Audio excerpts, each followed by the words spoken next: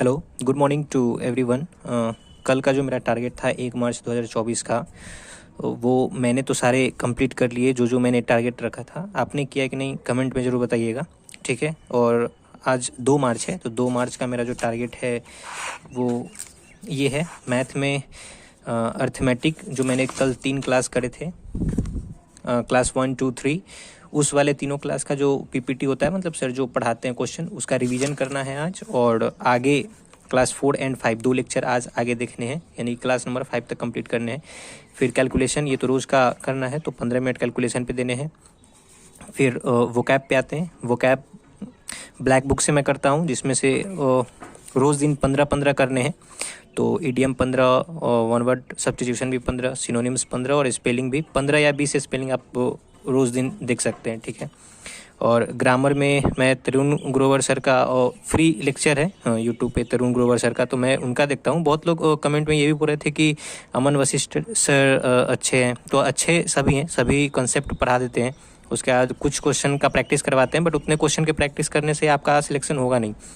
तो प्रैक्टिस करने के लिए आपको लेक्चर देख लो, आप जहाँ से देखना चाहते हो।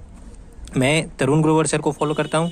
आप जिस भी टीचर से आपको अच्छा लग रहा है, वहाँ से आप लेक्चर देख के पहले कंप्लीट कर लो सिलेबस। एक बार कंप्लीट हो जाए, उसके बाद आप प्रैक्टिस आप खुद से करो। प्रीवियस ईयर ले लो पिनेकल का, या फिर और भी बहुत सारे हैं किताब, तो पिनेकल का ले सकते हो, या फिर किरण पब्लिकेशन किसी का ले लो प्रीवियस ईयर।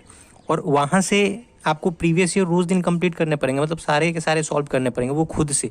आप पहले कंसेप्ट देख लो, आपको जो टीचर अच्छे लग रहे हैं वहाँ से कंप्लीट करो कंसेप्ट को। उसके बाद फिर प्रीवियस ईयर लगाना स्टार्ट करो। और कंसेप्ट पूरा लेक्चर कंप्लीट करने में 2 से 3 महीने लगने चाहिए, ठीक ना। मतलब 2 से 3 महीना टारगेट रखो कि 2 से 3 मंथ में मेरा पूरा इंग्लिश ग्रामर का सिलेबस कंप्लीट हो जाए, और हो भी जाएगा, बहुत कठिन नहीं है। मैं 1 घंटा रोज़ लेक्चर 1 घंटा देखता हूँ, ठीक ना। तो 1 घंटा अगर रोज़ भी देखा जाए तो तरुण ग्रोवर सर लगभग 3 महीने में कंप्लीट हो जाएगा। तरुण ग्रोवर सर का जो भी इंग्लिश का लेक्चर है 3 महीने में कंप्लीट हो जाएगा।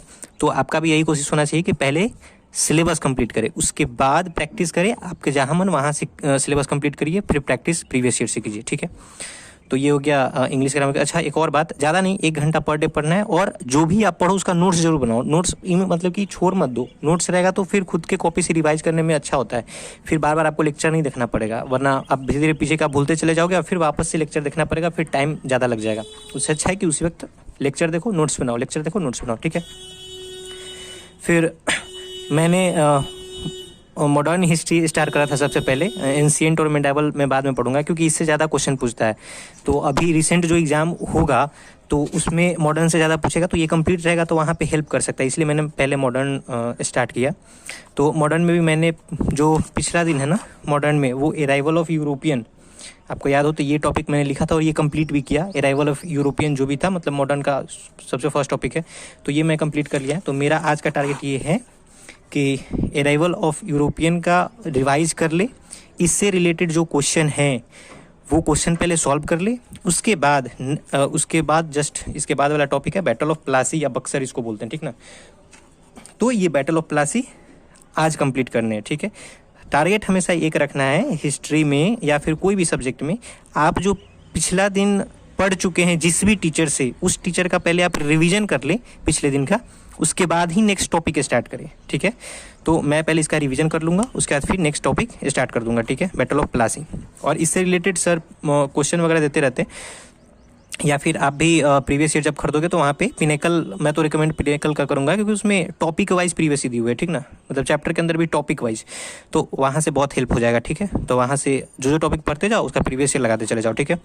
उसके बाद फिर मैंने ये बोला था कि जीके जीएस जो होता है ना, जीके और जीएस, इसमें 2 पार्ट। जीके के लिए मैंने पॉलिटी हो गया, हिस्ट्री, सिविक्स और ज्योग्राफी हो गया, ठीक ना। तो ये चारों, तो इसको भी मैं लेके चलूँगा पर डे।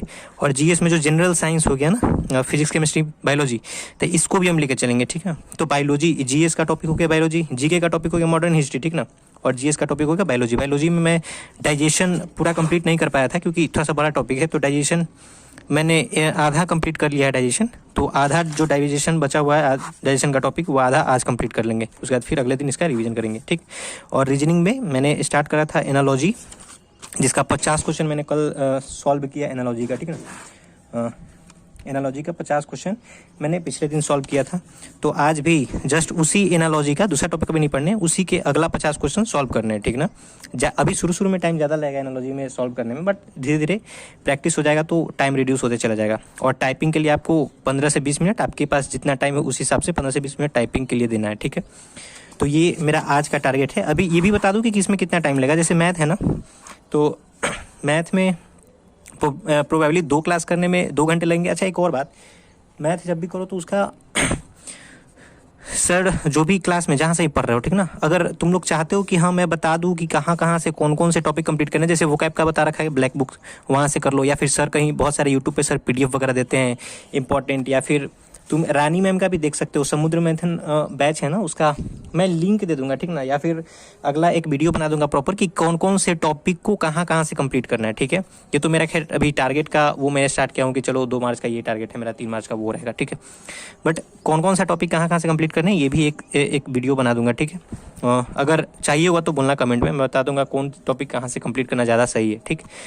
तो मैथ में 2 लेक्चर कंप्लीट करना प्लस रिवीजन करना, इसमें आपको लगभग 3.5 घंटा से 4 घंटा लग जाएगा। हम सिर्फ साइड 4 घंटा लेके चलते हैं। वो कैब 1 घंटा इनफ है, ये जो 15 लिख रखे हैं उसके लिए काफ़ी है। ग्रामर के लिए आप 1 घंटा से 1.5 घंटा दे सकते हो, 1 से 1.5 घंटा ग्रामर के लिए। मॉडर्न हिस्ट्री के लिए आपको रिवीजन और प्लस ये करने हैं तो इसमें 2 घंटे लग जाएंगे, ठीक है। मैं ज़्यादा ही लिख दिया, बट ठीक है 2 घंटे लग जाएंगे। फिर बायोलॉजी के डाइजेशन है, इसमें 1 घंटा लग जाएगा। रीजनिंग सॉल्व करने में 1 घंटा से ज़्यादा रीजनिंग को देना नहीं, क्योंकि आपको स्पीड भी मेंटेन करना है। ये रीजनिंग ऐसा टॉपिक है जो कि स्कोरिंग होता है, समझो कि स्कोरिंग है ये, कि आपको स्पीड भी कम टाइम में ज़्यादा क्वेश्चन सॉल्व करो, क्योंकि आपको पता है जब SSC का आप एग्जाम देने जाओगे तो पहला रीजनिंग और मैथ है, और दोनों में टाइम लगता है, ठीक ना। तो यहाँ पे आपको किसी एक सब्जेक्ट को इतना मजबूत करना पड़ेगा कि मैथ के लिए, मैथ में तो टाइम ऑब्वियसली लगेगा, बट रीजनिंग में आपको इतना मजबूत करना पड़ेगा कि रीजनिंग का टाइम रिड्यूस होकर मैथ को एक्स्ट्रा मिल जाए, ठीक है। तो रीजनिंग को बहुत ज़्यादा बेहतर बनाना है, ठीक। तो ये रीजनिंग में 1 घंटा लग जाएगा। बायोलॉजी में भी 1 घंटा, मैंने बताया 1 और 1 2 और 2 4, और इसको 1 मान लो 5 6 और 4 10 से 11 घंटा तुमको पढ़ना ही पड़ेगा। 10 घंटा पर डे तो पढ़ना ही पड़ेगा, क्योंकि एग्ज़ाम ज़्यादा दिन है नहीं। अगर CGL का एक बात करें तो मुश्किल से 6 से 7 महीने प्री के एग्ज़ाम में, तो उससे पहले आपको सिलेबस भी कंप्लीट करने हैं। सिलेबस के साथ साथ आपको प्रैक्टिस भी करने हैं, मॉक टेस्ट भी लगाने हैं। तो ये पहले हम सिलेबस कंप्लीट करने का काम कर रहे हैं, उसके बाद मॉक टेस्ट का ही बताएंगे कैसे कहाँ से देने हैं। और ये तुम लोग जरूर कमेंट में बताना कि अगर किसी मतलब कौन कौन से टॉपिक कहाँ से पढ़ने, अगर ये भी चाहिए वीडियो तो मैं बना के बताऊँगा, ठीक है। या फिर यूट्यूब पर बताऊँगा कौन कहाँ से कंप्लीट करो और कौन बेस्ट सोर्स है, तो वो सब बता दूँगा, ठीक है। अभी के लिए इतना ही, ठीक है। Thank you.